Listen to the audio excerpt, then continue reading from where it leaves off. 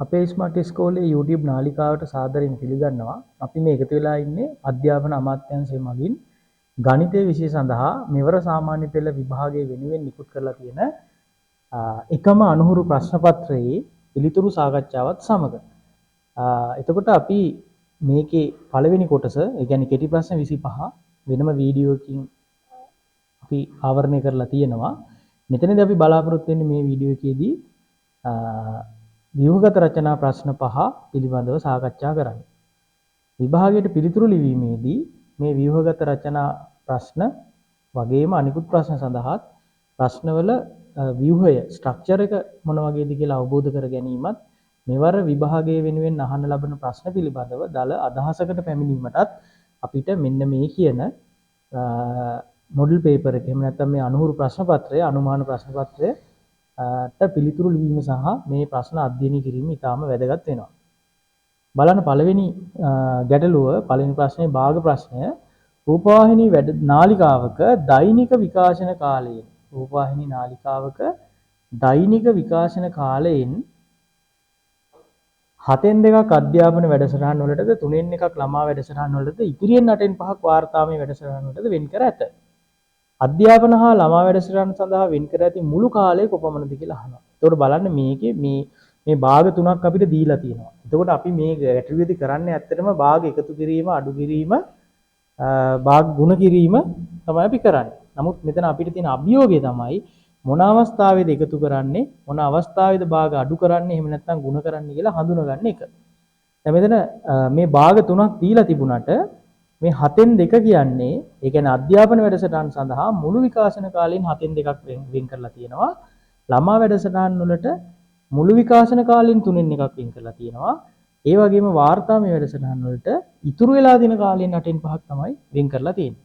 ඒතර හොඳට මතක තියාගන්න, මුළු විකාශන කාලයෙන්, මුළු කාලයෙන්, මුළු ප්‍රමාණයෙන් දෙන භාග නම් ඒවා අපිට කෙලින්ම සුළු කරන්න පුළුවන්, එකතු කරන්න, අඩු කරන්න. නමුත් මේ ඉතිරියෙන් කියලා දීලා තියෙනවා නම්, ඉතුරු ප්‍රමාණයෙන් දීලා තියෙනවා නම් අපි පළවෙනියටම ඒ ඉතිරි ප්‍රමාණයට අදාළ කොටස අපි හොයාගෙන ඉන්න ඕනේ. හරි. අපි බලමු පළවෙනි ගැටලුව. පළවෙනි කොටස අධ්‍යාපන හා ළමා වැඩසටහන් සඳහා වෙන් කර ඇති මුළු කාලය කොපමණද?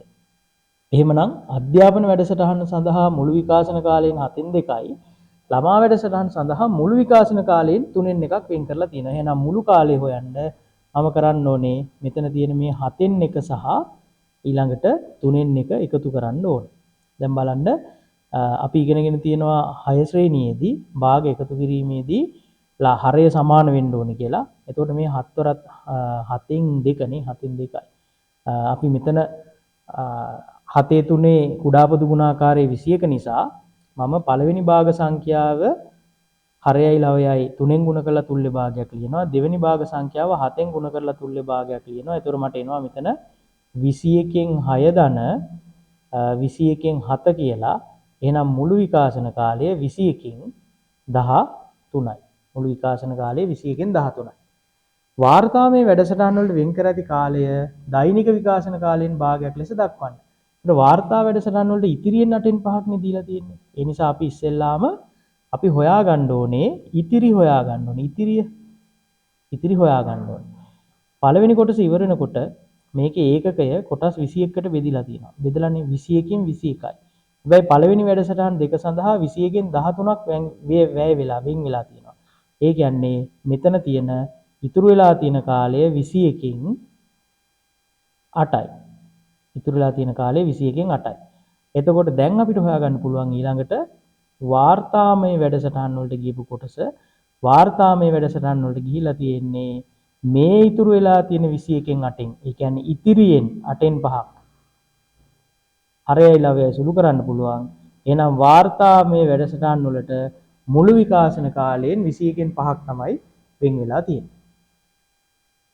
තුන්වෙනි කොටස වාර්තාමය වැඩසටහන් වලට වඩා පැය දෙකක් ළමා වැඩසටහන් වලට වෙන් වුණා කියලා කියනවා. එතකොට මේකට වඩා මේකට ළමා වැඩසටහන් සහ වාර්තාමය වැඩසටහන් අතර වෙනස පැය දෙකයි. ඒකයි කියන්නේ ළමා වැඩසටහන් වාර්තාමය වැඩසටහන් වලට වඩා ළමා වැඩසටහන පැය දෙකක් තිබ්බා. එහෙනම් ළමා වැඩසටහනට ගියපු කාලය සහ වාර්තා වැඩසටහනට ගියපු කාලය අතර තියෙන වෙනස තමයි පැය දෙකක් වෙලා තියෙන්නේ. එහෙනම් අපි වෙනස හොයන්න මේ අදාළ වැඩසටහන් දෙකට අදාළ භාග දෙක අඩු කරනවා. ළමා වැඩසටහන් වලට වෙන් වෙලා තියෙනවා මුළු කාලයෙන් ළමා වැඩසටහන් වලට මුළු කාලයෙන් 7න් 2ක් මුළු කාලයෙන් 7න් 2ක් වෙන් වෙලා තියෙනවා. මුළු කාලයෙන් 7න් 2ක් ළමා වැඩසටහන් වලට වෙන් වෙලා තියෙනවා. හැබැයි වාර්තා වැඩසටහන් වලට වෙන් වෙලා තියෙන්නේ මුළු කාලයෙන් 21න් 5යි. තුල්්‍ය භාග ලියන්න ඕනේ ආපහු මෙතන. ඒතර අපිට එනවා 21න්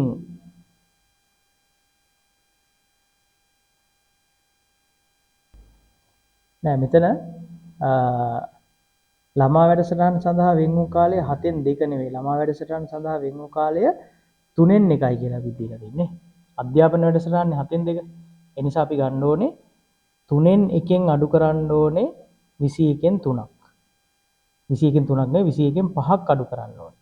ඒතර තුල්්‍ය භාග ලියන්න 7න් ගුණ කරලා ඒ කියන්නේ 21න් 7න් අඩු කරන්න ඕනේ 21න් 5ක්. එතකොට අපිට ලැබෙනවා 21න් 2යි. එහෙනම් මේ ළමා වැඩසටහන් සහ වාර්තා වැඩසටහන් අතර තියෙන වෙනස තමයි 21න් 2 වෙන්නේ. ළමා වැඩසටහන් සහ වාර්තා වැඩසටහන් අතර තියෙන කාල අතර වෙනස 21න් 2යි. මේ 21න් 2 කියන කොටස භාගය අනුරූප වෙනවා නැත්නම් අනුලෝමව සමානුපාත වෙනවා පැය දෙකකට. 21න් 2ක් කියන්නේ පැය දෙකයි. පැය දෙකයි. එහෙනම් 21න් 1ක් කියලා කියන්නේ පැය එකයි. එම නිසා මුළු විකාශන කාලය නේ මුළු දෛනික විකාශන කාලය පැය 21යි. දෛනික විකාශන කාලය පැය 21යි. හරි. ඊළඟ කොටස ඉහත වැඩසටහන් තුන සඳහා කාලය වෙන් කළ පසු ඉතිරි වන කාලය වෙළඳ දැන්වීම සඳහා වෙන් කළේ නම් එම කාලය සොයන්න. දැන් එතකොට අපි ගානේ පළවෙනි කොටසේදී හොයාගත්තා ළමා වැඩසටහන සහ අධ්‍යාපනික වැඩසටහන සඳහා වෙන් කරපු කොටස 21න් 13යි. ඒ වගේම දෙවෙනි කොටසේදී හොයාගත්තා වාර්තාමය වැඩසටහන් වලට වෙන් කරපු කොටස මුළු භාගයෙන් නැත්නම් මුළු වැඩසටහන වලින් 21න් 5යි. එම නිසා වැඩසටහන් තුල සඳහා වෙන් වූ මුළු කාලය කියන්නේ අර 21න් 13ට මේ 21න් 5 එකතු කරන්න ඕනේ. එතකොට එනවා 21න් හරි 21න් 18ක් කියලා අපිට ලැබෙනවා. මේ 21න් 18 කියන්නේ වැඩසටහන් 3 සඳහාම වෙන් වුණු කොටස. වැඩසටහන් 3 වෙනුවෙන් වෙන් වුණු කොටස. ඒකෙන් ඉතුරු වෙලා තියෙන කොටස තමයි වෙළඳ දැන්වීම සඳහා වෙන් වෙලා තියෙන්නේ. එහෙනම් මේ බලන්න මුළු වැඩසටහන් කාලයෙන් 21න් 18ක්ම එක එක කොටස් වලට වෙන් වෙලා තියෙන්නේ. ඒක නිසා දැන් ඉතිරි වෙලා තියෙන කාලය 21න් 3යි. ඉතුරු වෙලා තියෙන කාලය 21න් 3යි. ඒ 21න් 3 පැය කීයද කියලා අහන්නේ 21න් 3යි. අපි මෙතන කලින් හොයාගත්ත 21න් 1ක් කියන්නේ පැය 1යි කියලා. එම නිසා කාලය සමානයි පැය 3යි. වැඩසටහන් වලට අමතරව විලඳ දැන්වීම සඳහා වැය වෙලා තියෙන කාලය පැය 3ක් කියලා තමයි අපිට ලැබෙන්නේ.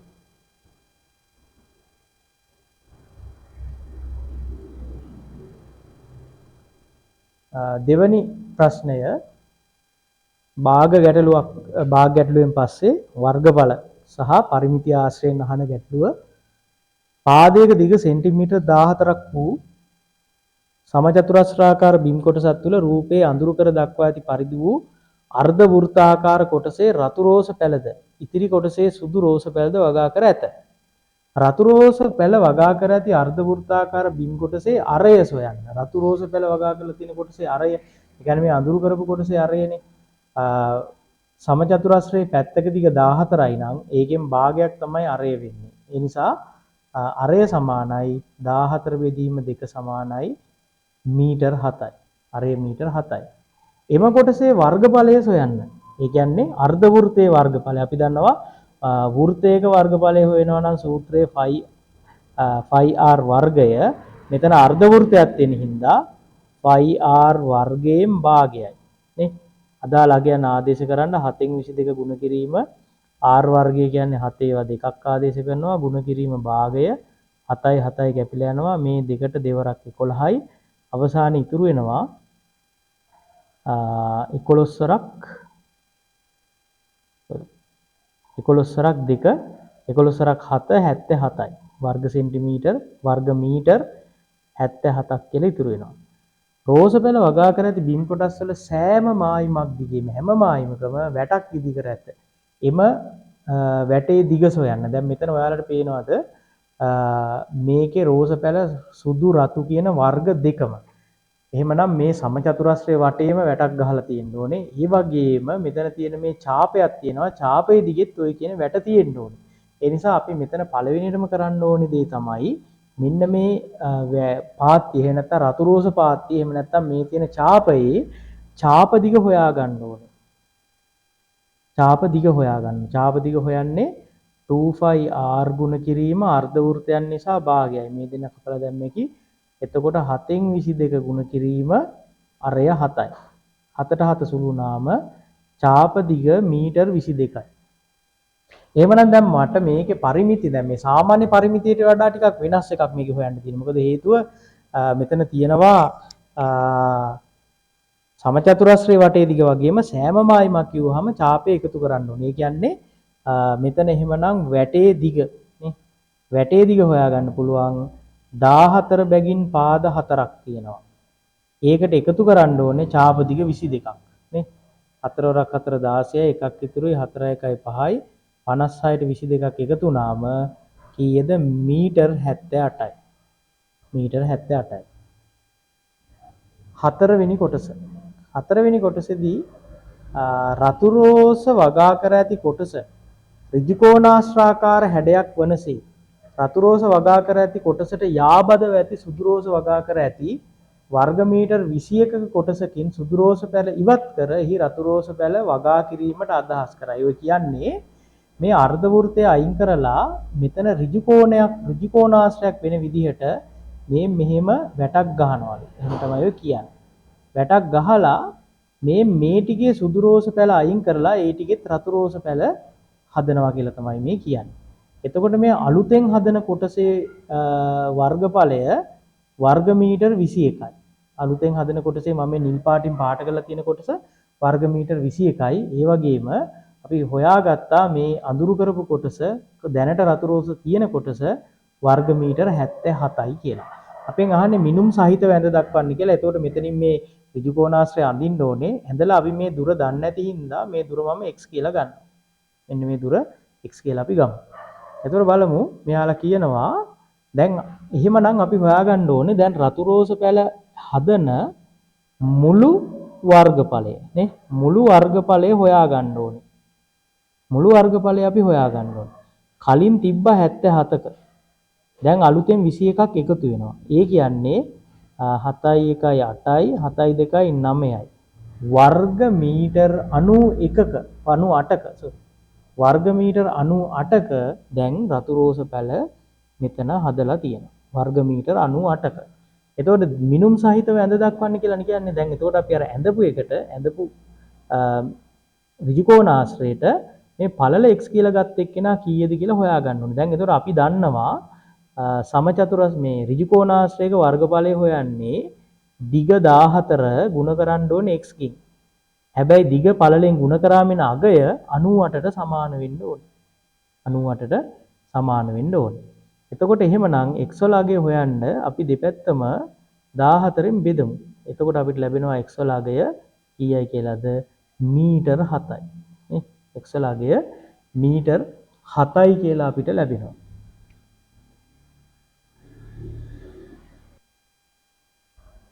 පස්වෙනි කොටස ඉහත සඳහන් වෙනසින් අනතුරුව වැට නැවත සැකස් කළේ නම් වැටෙන් අඩුවන දිග සොයන්න. දැන් අපිට තියෙන්නේ අර කියපු වැටේ අලුත් වැටේ ඡාප මොනවත් නැහැ. අලුත් වැටේ ඡාප මොනවත් නැහැ. තියෙන්නේ හතර වටේට 14 ඒවා 4යි. මෙතන මීටර 7ක් දුරින් මේ පැත්තටත් ගහලා තියෙන්නේ සරල රේඛීය වැටක් හින්දා එතෙන්ටත් මීටර් 14යි. ඒ කියන්නේ දැන් අලුත් වැටේ තියෙන්නේ හතරමයි මේ හතර පැත්තේ කොටු හතරේ මීටර් 14 ඒවා 4යි. මැදින් මීටර් 14 ඒවා 1යි. එහෙනම් අලුත් වැටේ දිග නේ නව වැටේ දිග එන්නේ 14 ඒවා 5ක් 14 වරක් 5. 4 වරක් 5 20න් බිඳුවයි 2ක් ඉතුරුයි 5 වරක් 1 5යි 2යි 7යි නේ. ඒතර අලුත් වැටේ දිග අපිට ලැබෙන්නේ මීටර් 70ක් කියලා. අලුත් වැටේ දිග මීටර් 70ක් කියලා ලැබෙන්නේ. එම නිසා අඩුවන ප්‍රමාණය නේ අඩුවන ප්‍රමාණය වෙන්නේ කලින් 78ක් තිබුණා දැන් 70යි. ඒ කියන්නේ අඩුවන ප්‍රමාණය මීටර 8යි නේ. අඩුවන දිග ප්‍රමාණය අහන්නේ අලුත් වැටේ දිග මීටර 70යි අඩුවෙන ප්‍රමාණය මීටර 8යි. තුන්වෙනි ප්‍රශ්නය සමන්ත මහතා රුපියල් ලක්ෂ 2ක මුදලක් 112ක වාර්ෂික වැල්පොලි අනුපාතිකයක් ගෙවන බැංකුවක වසර 2ක් සඳහා තැන්පත් කළේය. වසර 2 අවසානයේදී ඔහුට ලැබෙන මුළු මුදල කොපමණද? හරි. ලක්ෂ 2ක් තැන්පත් කරා. පළවෙනි වසර අවසානයේ 100ට 112ක මුදලක් ඔහු ගාව තියෙනවා. ඊළඟට දෙවෙනි වසර අවසානයේ ආපහු 100ට 112ක මුදලක් ඔහු ළඟ තියෙනවා. එතකොට අපි මේ ගණන අපි සුළු කරන්න ඕනේ. මෙතන හරේ තියෙන බිංදු 4ට ලවයේ තියෙන මේ බිංදු 4 සුළු වෙලා යනවා. එතකොට අදාළ පිළිතුර ලැබෙනවා 20 ගුණ කිරීම 112 ගුණ කිරීම 112 මගින්. ගුණ කරාම ලැබෙන පිළිතුර 2,58,880යි. හරි. 2,58,880යි.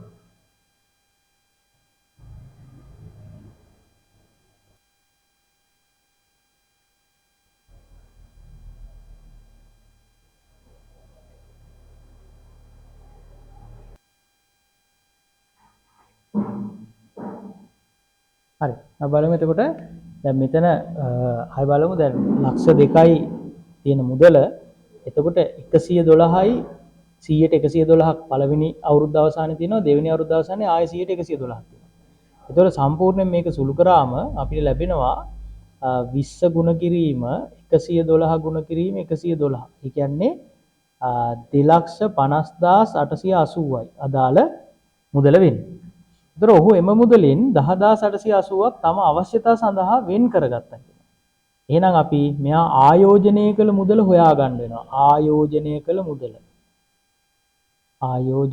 මුදල එයාට ලැබුණු 2,50,880න් 10,880ක් තියාගෙන 2,40,000ක් තමයි මෙයා ආයෝජනය සඳහා යොදාගත්තේ කොටස් වෙළඳපොලේ. මිලදීගත් කොටස් ගාන අහනවා. කොටසක මිල රුපියල් 40යි. රුපියල් 2,40,000 කොටස් 40ක් නේ. කොටසක් 40 බැගින් අරන් තියෙන්නේ. එහෙනම් සුළු කරාම 4 වරක් 1යි 4 වරක් 6යි කොටස් 6,000යි නේ. කොටස් 6,000යි. කොටස් 6,000ක් මිලදී අරගෙන තියෙනවා. ලාභාංශය ලෙස රුපියල් 48,000ක් එයාට ලැබිලා තියෙනවා. දැන් අපි දන්නවා ලාභාංශය කියන්නේ එක කොටසක් වෙනුවෙන් ගෙවනු ලබන මුදල තමයි වාර්ෂික ලාභාංශය කියන්නේ. කොටසක ලාභාංශය කියන්නේ වාර්ෂික ලාභාංශය කියලා කියන්නේ ওই සියලුම කොටස් වලින් ලැබෙන මුදල. එහෙමනම් දැන් මෙයාට රුපියල් 48,000ක් හම්බෙලා තියෙන්නේ රුපියල් 6,000ක් ආයෝජනය. රුපියල් මේ කොටස් 6,000ක් ආයෝජනය කරලා. නේ කොටස් 6,000ක්. එවනම් එක කොටසකින් ලැබෙන ලාභාංශය කොටසකට ගෙවූ ලාභාංශය හොයාගන්න මෙතන තියෙන 48,000 බෙදන්න ඕනේ කොටස් 6,000යි. හරි. බිංදු 3ට බිංදු 3 කැපෙනවා 48,6න් බෙදනවා 8යි. එහෙනම් කොටසක් වෙනුවෙන් ගෙවලා තියෙන ලාභාංශය රුපියල් 8යි. නේ කොටසක් වෙනුවෙන් රුපියල් 8ක ලාභාංශයක් මෙයාට ගෙවලා තියෙනවා. කොටසක් වෙනුවෙන් රුපියල් 8ක ලාභාංශයක් ගෙවලා තියෙනවා. එම කොටස් සියල්ල විකිණීමෙන් ඔහු රුපියල් 90,000ක ප්‍රාග්ධන ලාභයක් ලබා ගත්තේ. නම් මේ බලන්නේ කොටස් 6,000ක් විකුණලා රුපියල් 90,000ක් හම්බෙලා තියෙනවා. ලාභය විදිහට. එහෙනම් අපිට හොයාගන්න ඕනේ දැන් එක කොටසක් නේ එක කොටසක ලාභය නේ එක කොටසක් විකිණීමෙන් ලද ලාභය 90,000 බෙදීම 6,000 නේ කොටස් 6,000ක් විකුණලා 90,000ක් ලාභයි. එහෙමනම් එක කොටසකින් ලැබිලා තියෙන ලාභය හොයන්න 90,000 6,000න් බෙදන්න බෙදුනහම මට ලැබෙනවා රුපියල් 15ක්. එහෙනම් රුපියල් 15ක් තමයි මෙයාට හම්බෙලා තියෙන්නේ එක කොටසක් විකිණීම වෙනුවෙන් ලාභය. නේ? අපෙන් අහන්නේ විකිණුම් මිල කීයද කියලා අහන්නේ. විකිණුම් මිල. දැන් බලන්න 40ට ගත්ත කොටස 15ක ලාභයකුත් තියාගෙන තමයි යා විකුණලා තියෙන්නේ. එහෙමනම් විකිණුම් මිල නේ? විකිණුම් මිල සමානයි ගත්තේ 40ට 15ක ලාභිකුත් තියාගෙන විකුණලා තියෙන්නේ රුපියල් 55ට තමයි විකුණලා තියෙන්නේ. රුපියල් 55ට විකුණලා තියෙන්නේ. හතරවෙනි ගැටලුව ගැහැණු ළමයි තිදෙනෙක් සහ පිරිමි ළමයි දෙදෙනෙක්ගෙන් සමන්විත පාසල් චෙස් කණ්ඩායමකින් චෙස් තරගයක් සඳහා ළමුන් දෙදෙනෙකු අහඹු ලෙස තෝරාපත් කර ගැනීමට කණ්ඩායම් භාර ගුරුතුමිය තීරණය කරයි.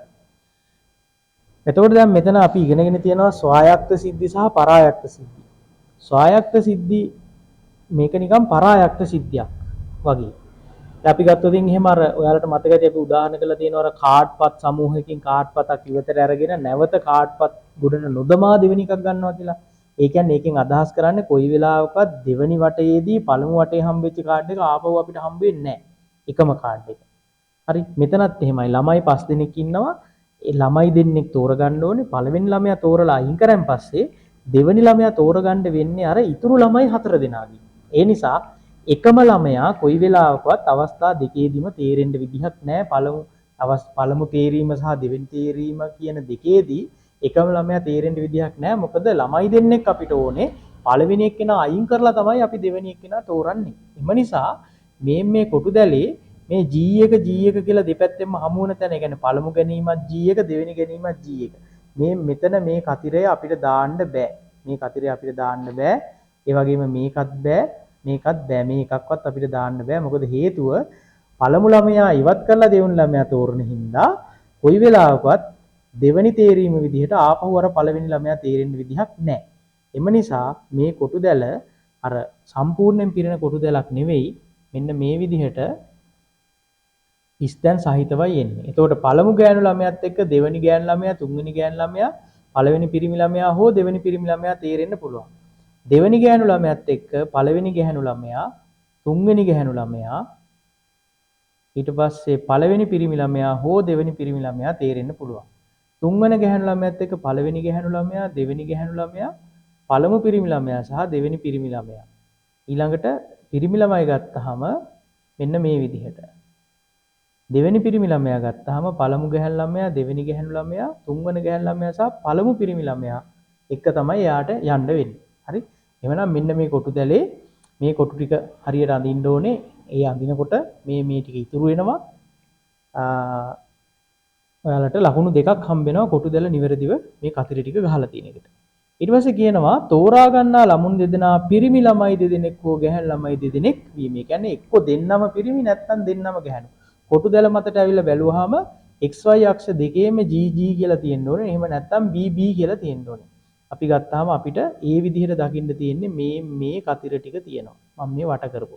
බලන්න දෙපැත්තෙම XY අක්ෂ දෙකෙන්ම පළමු තේරීම සහ දෙවෙනි තේරීම කියන හැම එකකම දෙපැත්තෙම G තියෙනවා. නේ? ඒ කියන්නේ මේ ගැහැණු ළමයි අවස්ථා දෙකේදීම ගැහැණු ළමයි තේරෙන්න පුළුවන් කතිර 6ක් තියෙනවා. අනිත් ඒ වගේ උඩින් තියෙන ඒ වගේ මේ උඩ තියෙන කතිරවල පළමු ළමයා ගැහැණු, දෙවෙනි ළමයා පිරිමි. ඒ නිසා ඒවා ගන්න බෑ.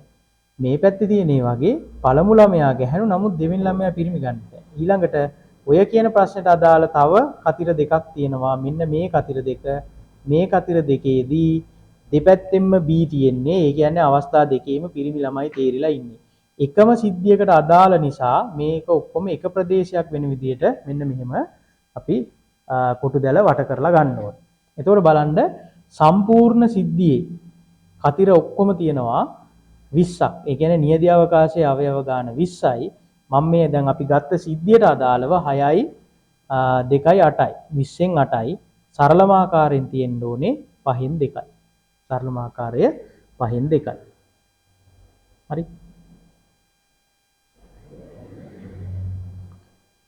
ඊට පස්සේ දෙවෙනි කොටස අපේක්ෂකයෙක් තරඟ විභාගයකදී ලබා දී තිබූ වර්ණ පහකින් යුත් නිවැරදි පිළිතුර නොදන්නා බහුවර්ණ ප්‍රශ්න දෙකකට අහඹු ලෙස පිළිතුරු සැපයූ විට පිළිතුරු වල නිවැරදි බව හෝ වැරදි බව දැක්වෙන අසම්පූර්ණ රුක් සටහනක් පහත දැක්වේ. නේ? එයා දන්නේ නැහැ හරියටම. කොහොම හරි අපි දන්නවා හරි උත්තර එකයිනේ තියෙන්නේ. ඒ නිසා එයා පළවෙනි ප්‍රශ්නෙට අහඹු ලෙස නේ කනා උත්තරයක් දුන්නාම ඒක නිවැරදි වෙන්න තියෙන සම්භාවිතාවය 5න් එකයි. මොකද දීලා තියෙන උත්තර 5න් එක උත්තරයනේ හරි. එහෙනම් වැරදි වෙන්න තියෙන සම්භාවිතාවය 5න් 4යි. වැරදි වෙන්න තියෙන සම්භාවිතාවය 5න් 4යි. දැන් පළවෙනි ප්‍රශ්නයට උත්තරේ හරි ගියත් වැරදුනත් ඒක දෙවෙනි ප්‍රශ්නයේ උත්තරයට බලපෑමක් නැහැනේ නේ. ආපහු එහෙමනම් දෙවෙනි ප්‍රශ්නේ නිවැරදි පිළිතුරක් ලැබීමේ සම්භාවිතාවය 5න් 1යි. වැරදි පිළිතුරක් ලැබීමේ සම්භාවිතාවය 5න් 4යි. එතකොට මෙතනත් එහෙමයි දෙවෙනි අවස්ථාවේදී වැරදෙන්න තියෙන සම්භාවිතාවය 5න් 4යි. හරියන්න තියෙන සම්භාවිතාවය 5න් 1යි. ඇත්තටම මේ සිද්ධි දෙක ස්වායක්තයි. ඒ කියන්නේ පළවෙනි ප්‍රශ්නයට පිළිතුර හරියනවද වැරදෙනවද කියන එක දෙවෙනි ප්‍රශ්නේ පිළිතුර හරියන එක හෝ වර්ධින එකට මොකක්වත් බලපෑමක් කරන්නේ නැහැ මෙතන. මේ ප්‍රශ්න දෙක වෙන වෙනම තියෙන නිසා මෙහෙම එන්නේ. ඉහත රුක් සටහනේ හිස්තැන් සම්පූර්ණ කරා ගැටලුවක් නැහැ. අපේක්ෂකයා සපෙන් ලද එක් පිළිතුරක් පමණක් නිවැරදි වීමේ සම්භාවිතාවය සොයන්න. එක් පිළිතුරක් පමණක් නිවැරදි වීමේ සම්භාවිතාවය. ඒ කියන්නේ එක්ක පළවෙනි ප්‍රශ්නේ හරි ගිහිල්ලා දෙවෙනි ප්‍රශ්නේ වැරදිලා. ඒ කියන්නේ අපිට මෙතනින් ගන්න පුළුවන් මෙන්න මේ අවස්ථාව. මෙහෙම ගියොත් එහෙම පළවෙනි ප්‍රශ්නේ හරි ගිහින් දෙවෙනි ප්‍රශ්නේ වැරදුනා. නේ මේක ගන්න පුළුවන්. හරි. ඊළඟට අපිට ගන්න පුළුවන් පළවෙනි ප්‍රශ්නය දැන් මෙතන ඉන්න පළවෙනි ප්‍රශ්නේ හරි ගිහින් දෙවෙනි ප්‍රශ්නේ වැරදිලා. නැත්තම් පළවෙනි ප්‍රශ්නේ වැරදිලා දෙවෙනි ප්‍රශ්නේ නිවැරදි වෙලා. නේ. එතකොට ඔය කියන මෙතනින් අපිට ගන්න පුළුවන් අවස්ථා දෙකයි තියෙන්නේ. නේ. එහෙමනම් සපේලද එක් පිළිතුරක් පමණක් නිවැරදි වීම. අනිත් අවස්ථා ගන්න බෑ. දැන් මේ පළවෙනි අවස්ථාව ගත්තොත් නිවැරදි. දෙකම නිවැරදි. මෙතනින් ගත්තොත් එහෙම වැරදි නේ. එහෙම නෑ. එහෙනම් මේ අවස්ථා දෙක අපි ගන්නෙ ඊට අදාළ සම්භාවිතාවය අපි හොයමු. ඊට අදාළ සම්භාවිතාවය හොයන්නේ මෙහිමයි. දැන් පළවෙනි පිළිතුර නිවැරදි වෙලා නේ. පළවෙනි පිළිතුර නිවැරදි වෙලා දෙවෙනි පිළිතුර වැරදි වීමේ සම්භාවිතාවය. පළවෙනි එක නිවැරදි, දෙවෙනි එක වැරදි. ඒකට එකතු වෙන්න ඕනේ පළවෙනි පිළිතුර වැරදි වෙලා දෙවෙනි පිළිතුර නිවැරදි වීමේ සම්භාවිතාවය. ඔය දෙන්න එකතු වෙන්න ඕනේ. නිවැරදි වැරදි, වැරදි නිවැරදි නේ. එතකොට මෙතන එන්නේ 5න් 1 ගුණ කිරීම 5න් 4. දෙවෙනි එකට එන්නේ 5න් 4 ගුණ කිරීම 5න් 1. නේ. එතකොට මෙන්න 5 5 25යි 25න් 4යි. මෙතනත් 5 5 25යි 25න් 4යි. නේ. ඔක්කොම ගාන එන්නේ 25න් 8යි. සම්පූර්ණ සම්භාවිතාවය වෙන්නේ කියන්නේ අපේක්ෂකයා සපයන ලද එක් පිළිතුරක් පමණක් නිවැරදි වීමේ සම්භාවිතාවය 25න් 8ක් විදිහට තමයි අපිට සලකන්න වෙන්නේ.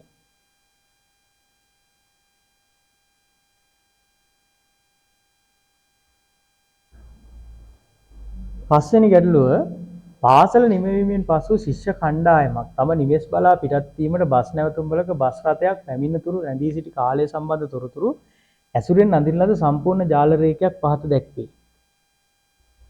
අසම්පූර්ණ ජාල රේඛයක්. රයිට්. එතකොට බලන්න ශිෂ්‍ය සංඛ්‍යාව. ශිෂ්‍යයන් 4 දෙනෙකු මිනිත්තු 20 30 කාලයක් බස් නැවතුම්පලේ රැඳී සිටියේ නම් ඔවුන්ගේ තොරතුරු ඇතුළත් කළ ජාල රේඛය සම්පූර්ණ කරන්න. දැන් මොකද කියන්නේ? ළමයි 4 දෙනෙක් ඉඳලා තියෙනවා මිනිත්තු 20 ඉඳලා 30 දක්වා කාලයක්. නමුත් මෙතන පන්ති ප්‍රාන්තර බෙදලා තියෙන්නේ 15 20 25 30 කියලා. මේ 20 30 කාලයට පන්ති ප්‍රාන්තර දෙකක් අයිති. 20 25 25 30. එම නිසා ළමයි 4 දෙනෙක් ඉන්නවා. දැන් මම හරියටම දන්නේ 20යි 25 අතර ළමයි කී දෙනෙක්ද 25යි 30යි අතර ළමයි කී දෙනෙක්ද කියන එක හරියටම දන්නේ නැහැ. ඒක නිසා මම කරන්නේ 20 30 අතර ළමයි 4 දෙනෙක් ඉන්නවා. ඒ අතර පන්ති ප්‍රාන්තර දෙකක් තියෙනවා. එහෙනම් මේ ළමයි 4 දෙනා සමානව දෙකට බෙදලා මේ පන්ති ප්‍රාන්තර දෙකටම 2යි 2යි කියලා දාන එක තමයි කරන්නේ. වෙන ගන්න විදිහක් නැහැ. ඔන්න ඔහොම. හරි. 2යි 2යි කියලා දාන එක තමයි මට කරන්න වෙන්නේ.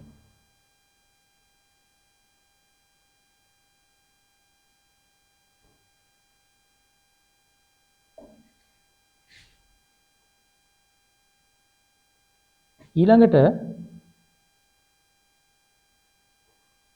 ඉහත සම්පූර්ණ කරන ලද ජාල රේඛය මත සංඛ්‍යාත බහුවස්ත්‍රය ඇඳ දක්වන්න. හරි. සංඛ්‍යාත බහුවස්ත්‍රය ඇඳ දක්වන්න. මේ බලන්න.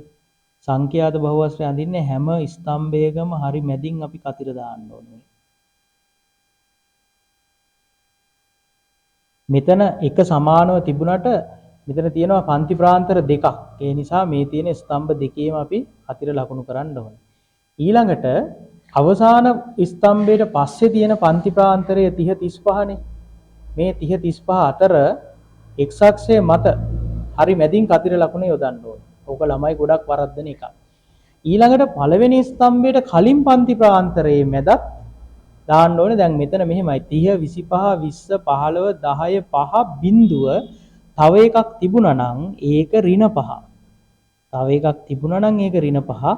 එහෙනම් බිඳුව ඍණ 5 කියන පන්ති ප්‍රාන්තරයේ හරි මැද කතිරයක් යොදන්න ඕනේ. ඔන්න කතිර ටික වැටෙන්න ඕනේ. හරි. ඊට පස්සේ කරන්න තියෙන්නේ මේ x අක්ෂයෙන් පටන්ගෙන මේවා මෙහෙම සරල රේඛා මගින් යා කරන්න තියෙන්නේ. දැන් මට මෙතන සරල රේඛා අඳින්න විදිහක් නැති නිසා මම යා කරනවා. ඔයාලා අනිවාර්යයෙන්ම මේවා සරල රේඛා මගින් තමයි යා කරන්න ඕනේ. ඒතර මේකේ වැදගත්ම දේ වෙන්නේ මෙන්න මේ පොයින්ට් දෙක. ඒ කියන්නේ අර අන්තලක්ෂ දෙක. එකක් තමයි මේක. හරි? එතකොට අපි බලන්න ඕනේ පළමුවෙනි ස්තම්භයට කලින් පන්ති ප්‍රාන්තරයක් තිබ්බනම් ඒ පන්ති ප්‍රාන්තරය හොයාගෙන ඒකේ මධ්‍ය ලක්ෂය x අක්ෂය මත ලකුණු කරන්න ඕනේ. ඊළඟට අවසාන ස්තම්භයට පස්සේ පන්ති ප්‍රාන්තරයක් තිබ්බනම් දැන් මේ හැඩයට ගියාම 30 35නේ. ඒකේ හරි මැද කතිරයක් x අක්ෂය මත ලකුණු කරන්න ඕනේ. ලකුණු කරලා කතිර ටික පිළිවෙලින් අඩිරූලකින් යා කරන්න ඕනේ. හරි? අඩිරූලකින් යා කරන්න ඕනේ. ඉහත සම්පූර්ණ කරන ලද ජාල රේඛය ඇසුරෙන් පහත සංඛ්‍යාත ව්‍යාප්තියට පිළිතුරු සපයන්න කියලා කියනවා.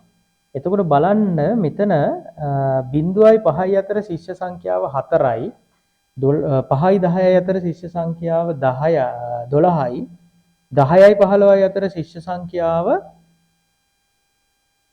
18යි 15යි 20යි අතර ශිෂ්‍ය සංඛ්‍යාව අපි මෙහාට ගියොත් එහෙම ඊට අදාළ ශිෂ්‍ය සංඛ්‍යාව වෙන්නේ මට හිතෙන හැටියට 10යි නේ 10යි හරි දැන් අපිට පුළුවන් මෙතන සංඛ්‍යාත මෙතන තියෙන්නේ මොකද්ද මේ පහත සංඛ්‍යාත ව්‍යාප්තිය. ඒ කියන්නේ මෙතන තියෙන සමුච්චිත සංඛ්‍යාත ව්‍යාප්තිය තමයි මේ ලකුණු කරන්න කියන්නේ. එතකොට මෙතෙන්ද ගන්න සමුච්චිත සංඛ්‍යාතය. සමුච්චිත සංඛ්‍යාතය. හරි. පළවෙනි පන්ති ප්‍රාන්තරේ එකතු වෙන්න දෙයක් නැහැ 4යි. එතකොට මේ වගුව ටිකක් ඔයාලට අර හුරු නැතුව ඇති. සමහර වෙලාවට අපි අර පොතේ පෙළ පොතේ ඉගෙන ගන්නකොට මේ වගුවේ මේ තියෙන ස්තම්භ මේ තියෙන මේ තීරු අනිත් පැත්තට අපි අරගෙන තියෙන්නේ. මෙහෙම ගන්න මෙහෙමයි. පළවෙනි පන්ති ප්‍රාන්තරයේ 4යි සමුච්චිත සංඛ්‍යාතේනේ. සංඛ්‍යාත එකතු කරනවා. ඊළඟ දෙවෙනි එකට එනකොට 4ට මේ 12 එකතු වෙලා තමයි ඊළඟට හැදෙන්නේ 16. හරි. ඒ 16ට මේ 18ට එකතු වෙනවා. එකතු වෙවි යන්නේ. 4ට 12ක් එකතු වුණාම 16යි. 16ට 18ක් එකතු වෙනවා. 34යි. ඒ 34ට 10ක් එකතු වෙනවා 44යි. ඒ 44ට 4ක් එකතු වෙනවා 48යි. අන්න එහෙම තමයි මේක හැදෙන්නේ. අපි අතන 10යි කියලා ගත්තොත්. හරි. ඒතකොට මේ සමුච්චිත සංඛ්‍යාත වගුව ඒක පටලව ගන්න එපා. අනිත් පැත්තට තියෙන්නේ. දැන් මෙතන බලන්න ඔව් 4යි 4ට 12ක් එකතු වුණාම 16යි 16ට 18ක් එකතු වුණාම 34යි 34ට 10ක් එකතු වුණාම 44යි 44ට 4ක් එකතු වුණාම 48යි. දැන් මෙතන සමුච්චිත සංඛ්‍යාත වක්‍රයක් දීලා තියෙනවා. බලන්න 4 ලකුණු කරලා තියෙනවා පහේදී. ඒතකොට අපි මේක ලකුණු කරන්නේ හොඳට මතක තියාගන්න පන්ති ප්‍රාන්තරවල ඉහළ සීමාවට මේ පළවෙනි පන්ති ප්‍රාන්තරයේ ඉහළ සීමාව 5යි. එහෙනම් පහේදී සමුච්චිත සංඛ්‍යාතය 4යි. ඒක තමයි මේ ලකුණු කරලා තියෙන්නේ මෙතන මේ පහේදී 4යි කියලා. සමුච්චිත සංඛ්‍යා කාලේ පහේදී සමුච්චිත සංඛ්‍යාතය 4යි. පන්ති ප්‍රාන්තරයේ ඉහළ සීමාව ගන්න. දෙවෙනි පන්ති ප්‍රාන්තරයේ ඉහළ සීමාව 10යි. එහෙනම් 10 දී සමුච්චිත සංඛ්‍යාතය 16යි. බලන්න. 10 දී සමුච්චිත සංඛ්‍යාතය 16යි. ඒකත් අපිට දීලා තියෙනවා මෙන්න මේ ලක්ෂය. තුන්වෙනි එක දීලා තියෙනවා 15 දී බලන්න 15 දී 34යි නේ 15 දී 34යි. හරි එහෙමනම් අපි හතරවෙනි එක ලකුණු කරන්න ඕනේ 20 දී 44යි. මේ බලන්න මේ 20 දී 20 කෙලින්ම මෙතන එන අගය කීයයිද 44යි. ඊළඟට 25 ඊළඟ පන්ති ප්‍රාන්තරයේ ඉහළ අගය ඔව් 25 නෑ කෙලින්ම 20 30 කියලාමනේ දීලා තියෙන්නේ. එහෙමනම් 30 දී කීයයිද 48යි නේ 30 දී 48යි. ඒක ගැටලුවක් කරගන්න එපා මේ පන්ති ප්‍රාන්තරයේ දෙගුණ වෙලා තිබ්බා කියලා ඉවර වෙලා සමුච්චිත සංඛ්‍යාත වක්‍රය අඳිද්දි. අර පන්ති ප්‍රාන්තර දෙගුණ වෙලා තිබ්බොත් අපි අර ජාල රේඛය අඳිනකොට තමයි පොඩ්ඩක් සැලකිලිමත් වෙන්න ඕනේ. මේකේ ප්‍රශ්නයක් නෑ. පන්ති ප්‍රාන්තර දෙකක් එකට කරලා තිබ්බා කියලා ගැටලුවක් නෑ. ඒ දීලා තියෙන විදිහට ලකුණු කරන්න. හරි. දීලා තියෙන විදිහට ලකුණු කරන්න. එතකොට එනවා 20 34 හරි. 20 34 පන්ති ප්‍රාන්තරය අතර 4යි. ඒ කියන්නේ 48යි සමුච්චිත සංඛ්‍යාතය. එහෙනම් 30 දී අවසානයේ අපි අඳින්නේ ඉහළ සීමාවටනේ. මේ ඉහළ සීමාවට මෙතන 48 අඳින්න. හරිද? ඊට පස්සේ මේ ලැබෙන අගය අපි වක්‍රය සම්පූර්ණ කරන්න මෙහෙම මොනවා වක්‍රය සම්පූර්ණ කරන්නේ. මේක තමයි තියෙන්නේ. හරි. ඊළොන්න සමුච්චිත සංඛ්‍යාත වක්‍රය සම්පූර්ණ කරා. සම්පූර්ණ කරලා අපි යන් ඊළඟ ප්‍රශ්නයට මොකද්ද කියන්නේ? සමුච්චිත සංඛ්‍යාත වක්‍රයේ භාවිතයෙන් ශිෂ්‍යයෙකු බස් රථයක් පැමිණෙන තුරු බස් නැවතුම්පලේ රැඳී සිටි මධ්‍යස්ථ කාලය සොයන්න. මධ්‍යස්ථය අපි දන්නවනේ චතුර්ථක. පළමු චතුර්ථකය කියන්නේ Q1 නේ Q1. Q1 හොයන සූත්‍රය මතකද අපිට? මොකද්ද Q1 හොයන සූත්‍රය?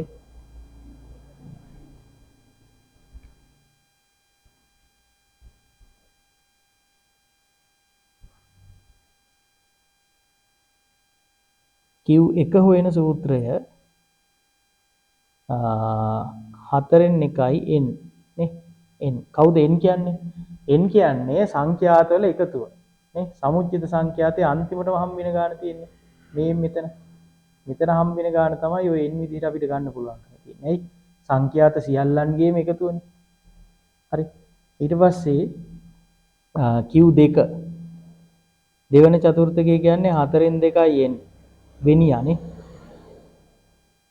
වෙනියා. ඊට පස්සේ මේක 4න් 2යි n වෙනියා. Q3 කියන්නේ 4න් 3යි n වෙනියා. මධ්‍යස්ථය කියන්නේත් Q2ටම තමයි. එහෙනම් මධ්‍යස්ථය කියන්නේ කාටද? Q2ට. Q2 කියන්නේ 4න් 2යි n වෙනියා. හරි. ඒ කියන්නේ 4න් 2 ගුණ කිරීම 48. හරි. බලන්න ඕනේ අපි. 48 4න් බෙදුනහම 12යි. 12 දෙකෙන් වැඩි කරාම 24 වෙනියා. නේ? 24 වෙනියා තමයි ඔය එන්නේ. එහෙමනම් අපි ඒක හොයාගන්නේ මේ අපි සංඛ්‍යාතවල සමුච්චිත සංඛ්‍යාතයේ 24 ගාවට ගිහිල්ලා අපි තිරස් රේඛාවක් මේ මෙහෙම අඳින්න ඕනේ අඩිදූල. තිරස් රේඛාවක් ඇඳලා ඒ තිරස් රේඛාව වක්‍රය හමු වෙන තැනින් පහළට අඳින්න ඕනේ. ඒ කියන්නේ මේ 24 කියන සංඛ්‍යාතයට සාපේක්ෂ අගය අපි හොයා ගන්න ඕනේ. හරි? 24 කියන සංඛ්‍යාතයට සාපේක්ෂ අගය අපි හොයා ගන්න ඕනේ. එතකොට 10 සහ 15 අතර හරීම මැද අගය අපිට ලැබෙන්නේ. ඒ කියන්නේ 12.5 වගේනේ. 12.5 තමයි අපිට ලැබෙන්නේ. එතකොට මේවට ඊතල මෙහෙම දාලා ඉවරලා මෙතන Q2 කියලා ලියන්න. හරි. එතකොට මේ ක්‍රමයටම තමයි ඔයාලට Q1 සහ Q3 හොයන්න ආවත් එන්නේ. මොකද අපෙන් ඊළඟට මේකෙන් අහන්න පුළුවන් අන්තර්චතුස්සක පරාසය මේක ඇහුවේ නැති උනාට මේ විදිහටමයි හොයන්නේ. Q2 කීයද කියලා Q2 හොයපු විදිහටම තමයි Q1 Q3 හොයාගන්නේ. එතකොට අපි ඊට අදාළ අගය දැන් මේක Q2 නම් අපි හොයාගත්ත 24 වෙනියා කියලා. ඒ 24 වෙනියා කියන්නේ ඊළඟට සමුච්චිත සංඛ්‍යාතයේ ළඟ ඉඳලා තිරස් රේඛාවක් වක්‍රයට ඇඳලා ඒ ලක්ෂයට අනුරූප අගය අනිත් පැත්තේ අගය මිනිත්තු කීයද කියලා අපි හොයාගන්න ඕනේ. හරි. එහෙමනම් මේකට පිළිතුර වෙන්නේ මධ්‍යස්ථ කාලය. ඒ කියන්නේ Q2 මධ්‍යස්ථ කාලය සමානයි මිනිත්තු 12.5.